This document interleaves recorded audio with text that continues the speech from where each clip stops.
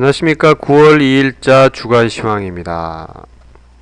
말씀드릴 순서는 9월의 출발이 순탄했지 못했다는 소식과 유로존 우려가 그리스에서 다시 시작되고 있다는 내용, 미국의 추가 양적 완화 내용이 다소 변화되고 있다는 소식 등의 차례로 말씀드리겠습니다.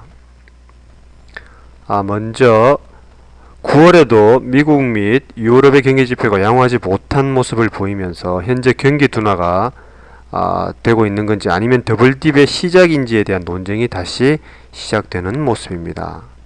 위험자산은 지난주 향후 방향을 예정하는 듯한 모습을 보였습니다. 주식과 원자재 가격이 중요 기술적 수준에서 하락했고 금 가격은 상승하였으며 일본 엔화, 스위스 프랑, 미 달러화 등 안전 통화들이 실적이 양호한 모습이었습니다. 그러나 중요 기술적 수준에 다가서고 있는 모습입니다.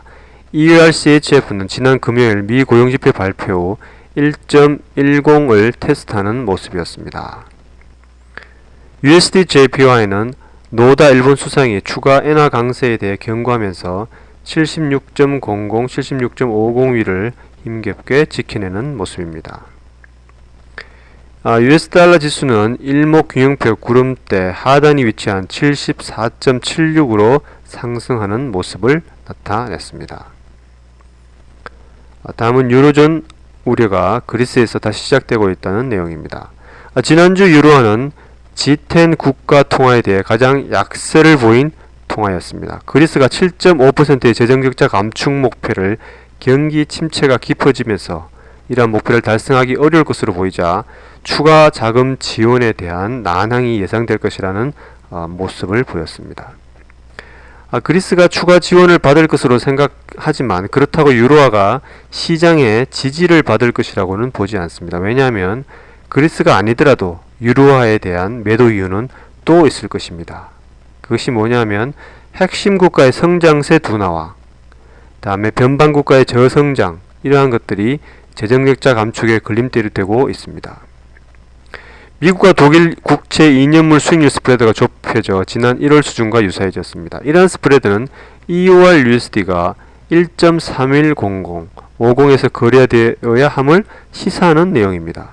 즉 EOR USD가 구름대 아래로 내려가야 할 그러한 의미를 나타낸다고 할 수 있겠습니다. 그렇다면 EOR USD가 1.3100, 50이 적정한 수준일까 지켜봐야 할 내용일 것 같습니다. 다음은 미 연준 소식입니다. 9월 20일 회의를 앞두고 현재 이 9월 20일 회의가 하루 더 연장하여 이틀간의 회의를 가질 것으로 결정되었는데 이것은 역사적으로 이틀간 회의는 통화정책의 변화를 가져오는 경향이 있었습니다. 미 연준이 경기 부양을 위해 택할 수 있는 수단 중에 국채 만기를 연장하는 것이 있는데 이는 장기 수익률을 하락시킴으로써 모기지 비용 및 기타 금융 비용을 축소시키는 효과가 있고 이는 소비 활동을 진작시킬 수 있습니다. 이는 미 연준이 경제 시스템의 화폐의 양을 증가시키는 것이 아니기 때문에 미 달러화는 강세를 나타낼 수 있다 할 것입니다.